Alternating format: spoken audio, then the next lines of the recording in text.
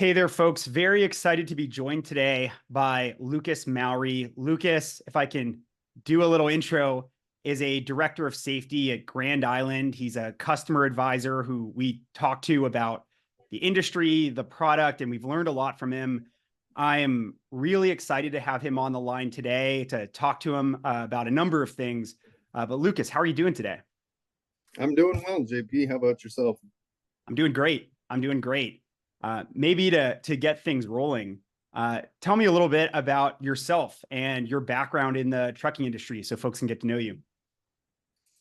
Um, I started in the industry about 19 years ago now. I drove as an over-the-road driver for about 8 to 9 years, and then moved into the office and became the safety director for Grand Island Express just over 10 years ago now.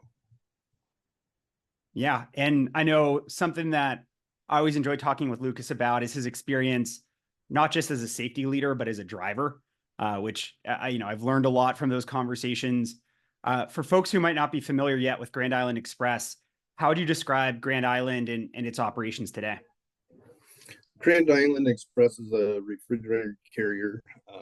We're right around 170 trucks, and we travel from the Midwest east out to the East Coast, north and south. We don't travel to the west very much beyond Denver, Colorado, Cheyenne, Wyoming. That's about as far west as we go. Our main corridor is I-80, and that's where we try to keep all of our freight centralized so we can serve our customers along that corridor to the best of our ability. So, looking a bit broader, one thing I wanted to pick your brain on was some of the things you see, not just at Grand Island, but in the industry today. I know you're involved in a number of working groups and speaking with other safety leaders at different companies. When you think about some of the biggest safety challenges that companies face in the trucking industry today, where do phone and tablet usage rank among these when a safety leader is either coaching or looking at their inward cameras? How prevalent is phone and tablet usage, kind of on the minds of safety leaders?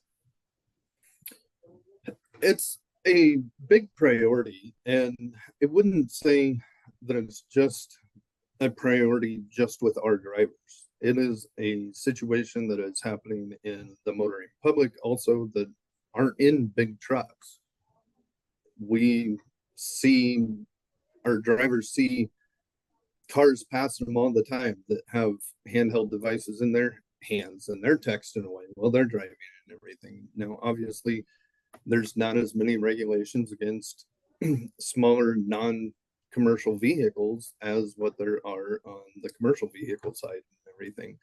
And I think the whole needs to be addressed of the distracted driving as a general public and commercial also. But on the commercial side, we pay attention to that very closely. We don't have a lot of violations or anything on that, but it does become a habit. People become addicted to their phones and stuff. And so we'll see it more in new drivers than anything else. A new driver comes in and we tell them we've got internal cameras. We're going to be talking to them about any distracted driving events. And sure enough, right away, there's a distracted driving event. And you call and talk to them, and a lot of them don't even realize that they're picking up phones. I had a driver come in, and he was excessive his first week out, and excessive to the point I'm calling him. I've got his fleet manager calling him. All sorts of people are calling him and saying, "Quit picking up your phone." And he's like, "I'm not. I swear to God, I'm not." And I'm like, "I have all these videos that show you are." I brought him in and showed him the videos and just started clicking on it, and his mouth literally dropped to the floor. And he's like, "I didn't even realize it." And once we got that habit broke of him picking up his phone without him even realizing it, things were great. We put a device in there to block it, and it worked great. With your product, that's another step that we can give them as communication that is hands-free. They don't have to even think about it. All they got to do is say a command, and it will reread them their last text, or it will send a text for them, or do what they need to be done. That's a really good call out on the non-commercial side too. I know I was onboarding a driver to our product in Arizona a couple weeks ago, and obviously we're talking to him as a professional driver, and he said something Yep. similar. He's like, it's not just the risk that we face as drivers when we're in the cab, it's that everyone else is on the road and they're also touching their phones. And he made a comment. He said, being high up in the cab, he can tell 99 out of 100 times when the Honda Accord in front of him is texting, because you can observe behaviors. But it puts even more pressure on drivers to be distraction free and focused, because they're not just accountable for what's going to happen, to their vehicle. It's all the other vehicles on the road that could be doing something erratic, could be doing something surprising. Exactly.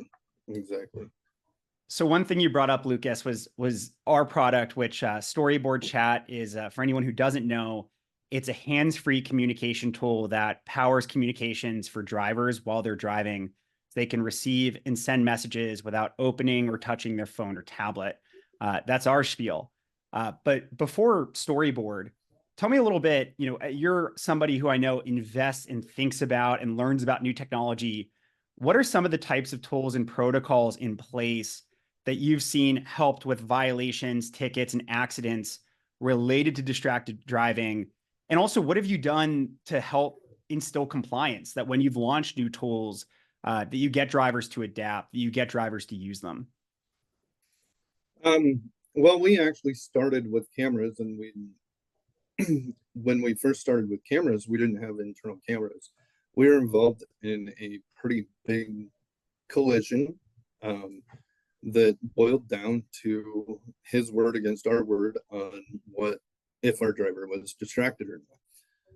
Long story short, the cell phone records got rejected by the court, and so we had no defense that against what they were saying, that we were texting the driver. We were not. So at that point in time, we decided to turn on internal cameras to have that.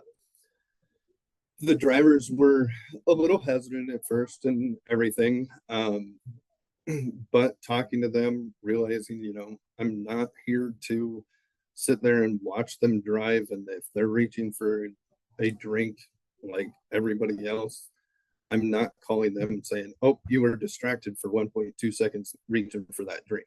I'm not doing that. We're worried about the cell phones.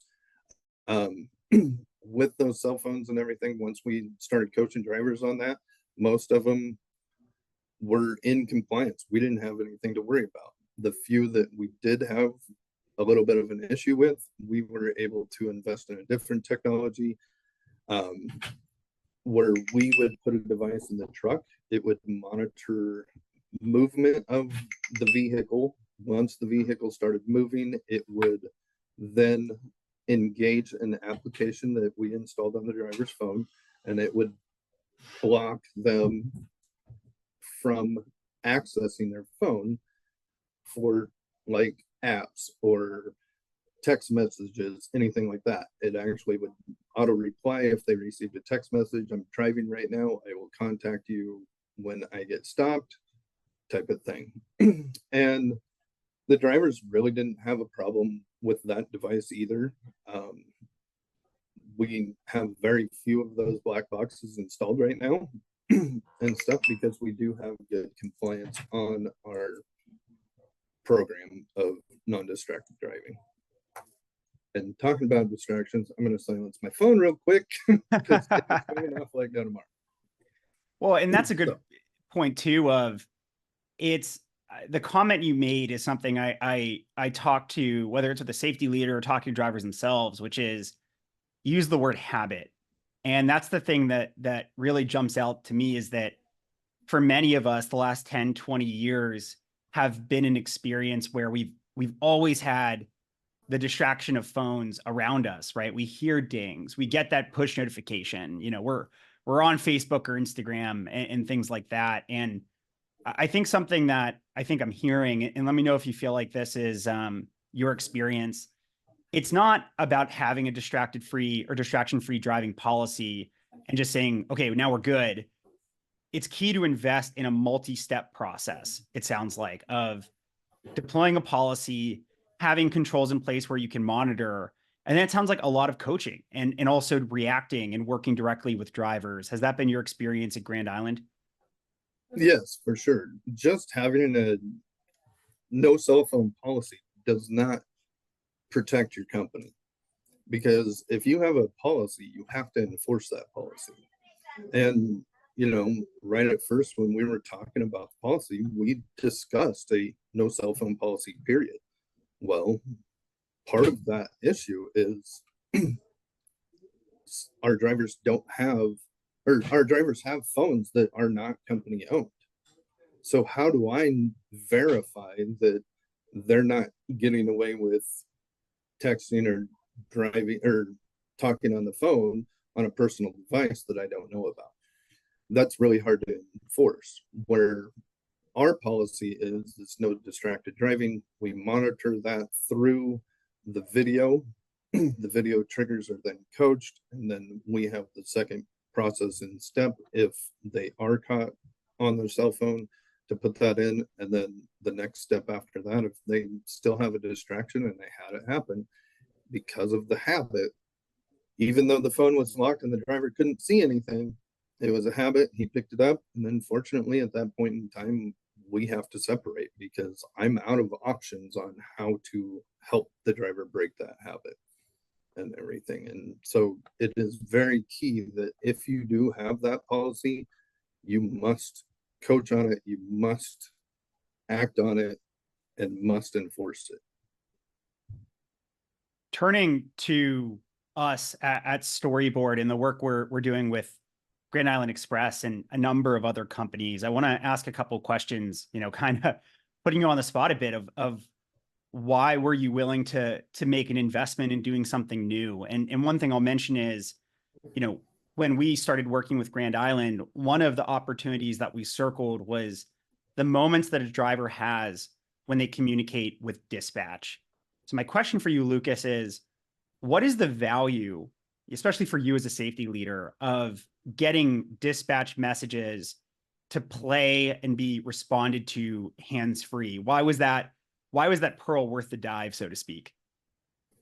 Well, you're in full compliance that way. You're not taking your eyes away from the road. It's all voice activated, so your eyes never have to leave the road when doing that. Plus, with your application, I can run reports and I can physically show this was a voice activated conversation, not a device initiated conversation that the driver had to interact with and everything. And so those two things alone, one, eyes not leaving the road, that's positive. And two, I've got the data to back it up to show that my driver was voice activating and his eyes weren't leaving the road.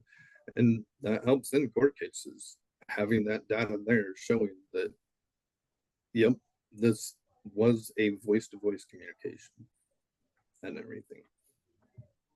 Lucas, turning back and kind of taking off your safety leader hat for a second and going back to the driving days. One of the things I think I was always really struck by when I started to learn more about professional drivers and the way that trucking companies operate is that there have been tools before that could send a message to a driver, but responding, especially to dispatch, could be really important. And looking at when drivers need to communicate with their dispatcher, can you give me a few common examples of when, as a driver, I don't just need to hear a message from dispatch like my route plan, but maybe I actually need to respond to them? What are some things that you think would come up? Well, as a driver, if a message comes across that we would have sent out, to a couple of drivers in an area because we had a load that was hot that needed to be turned on right away.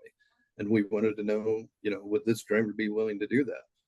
We can now send that message out. It's read to the driver. They can actually reply to that message using their voice and say, yeah, I'd be willing to do that, which then, they can reply and say, okay, I need you to pull over and I need you to meet this driver at this place.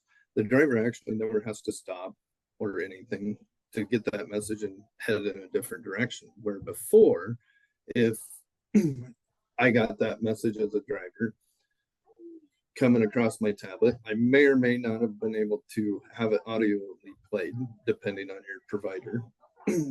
If it was audibly played, I still was not able to reply to that. So at that point in time, I'm either pulling over and typing in a message, or I'm looking for my phone or my headset to get it on, place a call, and then be on a phone call to verify all of that. And I have drivers that, and I think this is a great idea as an ex-driver myself, they put their phone in the back in the sleeper, so it isn't a chance habit of picking up that phone, or, oh, I heard a ding, and it's just auto to reach for that. Well, it's out of their reach, so they can't. So once again, that driver, somebody that does that, would at that time have to pull over, find their device, make a call. So the driver themselves are losing time of their day by having to respond to those, where with your product, they can hear it, they voice reply, and can carry on their conversation without having to touch or move or do anything, and they can change direction on the fly. So that's a huge advantage right there, being able to do that. Or you've got a driver that doesn't answer their phone and has the volume muted on there. At least with your device, even if it is muted, it pops up a big window that says, hey, new message, hit play or whatever. It allows them to at least see that message and everything. They could turn up the volume and stuff and get that. Where they might have a trailer they hooked onto the wrong one. You need to get them stopped right away.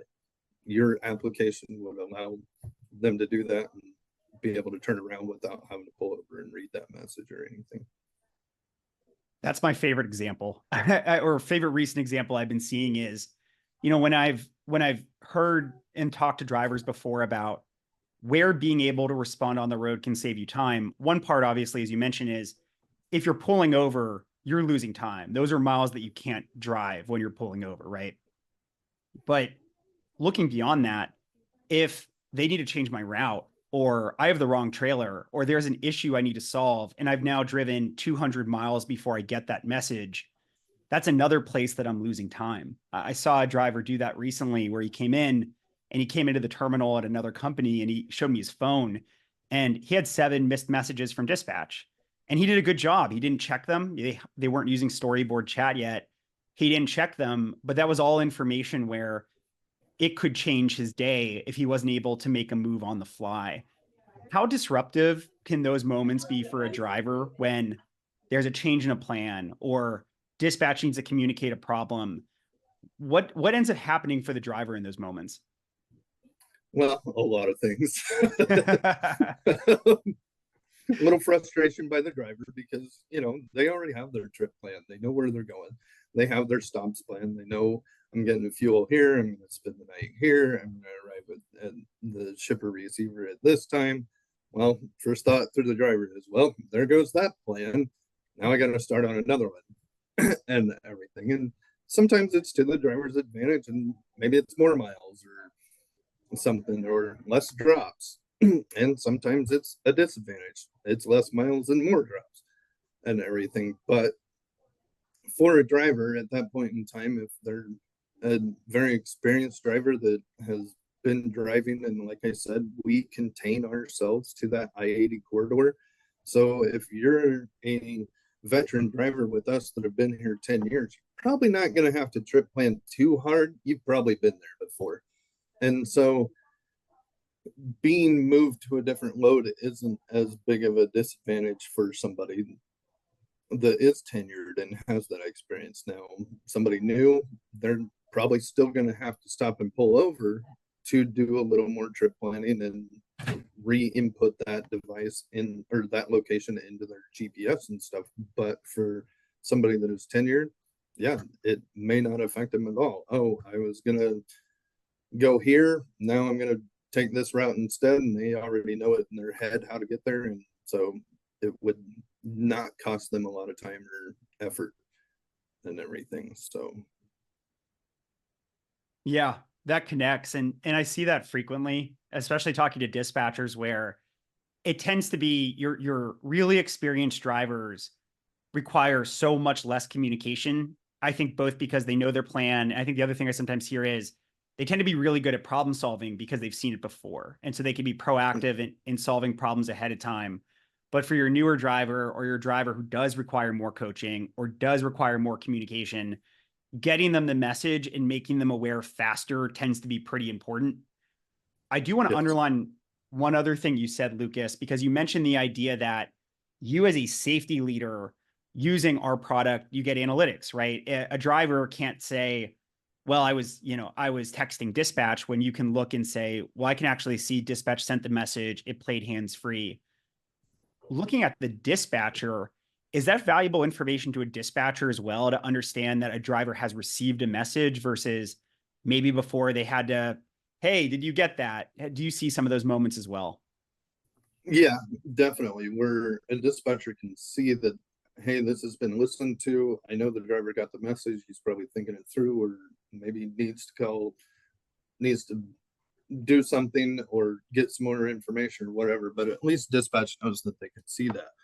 Before, yeah, you could see that it was sent, but you had no idea, did this get sent and never opened, or is this something that was opened and they're ignoring me? So it is very nice that you can see, yep, this was a red, instead of having to communicate with the driver again and be like, hey, send me a message back. If it's something that they don't need to send a message back, at least you know that they have that information, instead of going, well, I wonder if they got that information or not. That's I call this the magic moment when I'm onboarding a new dispatcher and they see a message goes out and it plays and they get a check mark that they can see the driver heard it. They're like, whoa, because that's the experience. It's not just, oh, our driver's picking up their devices. You've named a couple of really good reasons, right? Even things like before having hands free, a smart driver might just put their phone in their sleeper so that they don't even have the risk of that distraction, which is a good idea. We also know, I know maybe some of your drivers, if they're going to Wyoming, they're going to hit stretches of road where they might not have connectivity. And so, yeah, a dispatcher might be sending a message, but if it's not going through, the driver can't see it. And I think that's one of the areas that I know we care about a lot is how do we help to not just reduce distracted driving by not touching your phone, but how do we reduce some of the cognitive distractions as well so that drivers aren't thinking, I think about when I get a message that I know I need to respond to, I'm thinking about it, right? That can take up a Yep. spot in my mind that I'm thinking about something else. And so I'm glad you called that out as well. Yep. So, Lucas, I'm going to close on a couple of things here, turning away from our product a bit. You're someone who is a safety leader for a company that I know thinks really seriously about new technology. I know you participate in some industry working groups and things like that as well. Big picture, how do you see the future of safety technology evolving in the trucking industry? What are some things that you're following and kind of focusing on? Well, I mean, technology is always changing, always advancing, and everything. Um, I'm one of them that believes some of the technology is actually hurting our drivers, not helping our drivers. Not products like yours or anything like that, but let's take lane keep assist on the trucks. It's scary to say this, but I have seen videos of drivers that have lane keep assist on their trucks. And what lane keep assist is, oh, I'm driving along, I start to get near that dotted white line in the middle. It vibrates and makes a sound on my left speaker, so I know I'm on the left. I have seen drivers not even look up from a atlas that they're reading and adjust the steering wheel. They have no idea what's in front of them. They're taking that lane keep assist and the active braking technology on that truck and putting their full faith to it. Technology can break, it can malfunction, it can not trigger because of certain things. And people are relying on this to keep them safe, where no, it is there as a backup in case there is a problem. Not, hey, we're going to take over and drive. And so I see some of that technology affecting this in a bad way because they're losing some of their driving skills. They're not being proactive and looking out in front of them saying, all right, there's a car 8 cars ahead of me that are applying the brakes. That's going to affect me. So I need to start braking now versus now, oh, the active braking is going to brake for me. So I don't have to worry about it. It'll slow me down. And so that's taking away some of the driver's skills and everything. So I do fear about that. But then we have people like you that are bringing out good technology that helps the drivers, that instead of giving them a reason to, oh, not pay attention to driving, you're giving them a way to pay attention to driving while being able to have a communication with their dispatcher.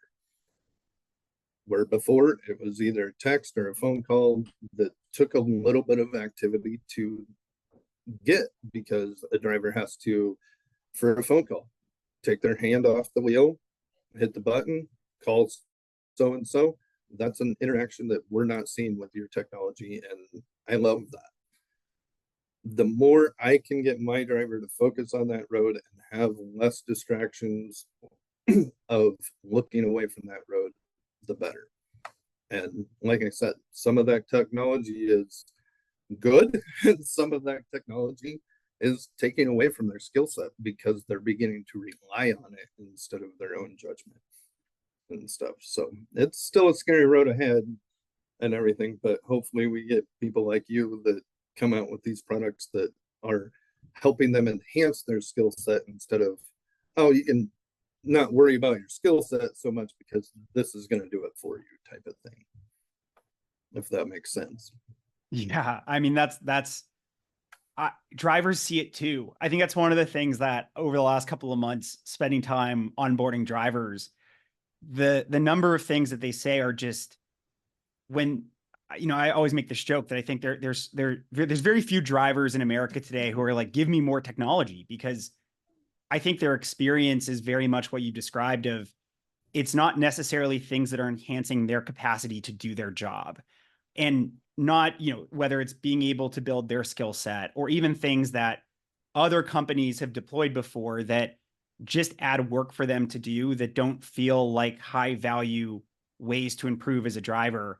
Those are things drivers are sensitive to. And I think that when you can describe a product to a driver and focus on, here's how it can save you time, that's always been the thing that tends to be most connective. If you can help talk to your driver about saving time and being safe, right? I think those are things that drivers absolutely do care about, and they're coachable and they respond to them. So really glad that you called that out, Lucas. But I know we're at time here.